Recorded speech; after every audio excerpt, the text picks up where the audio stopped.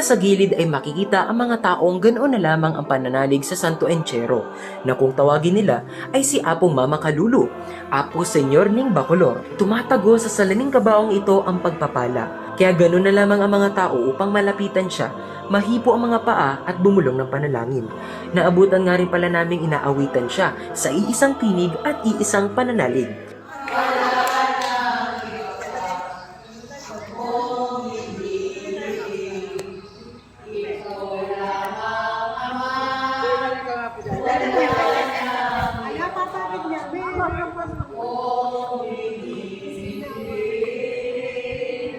Nakita rin namin ang relics ni na San Guillermo, ang kanilang patron,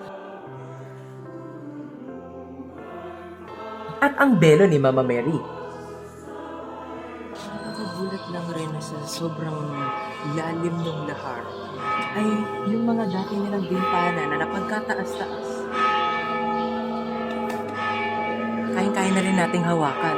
Regina Celli na kasi 12 noon na.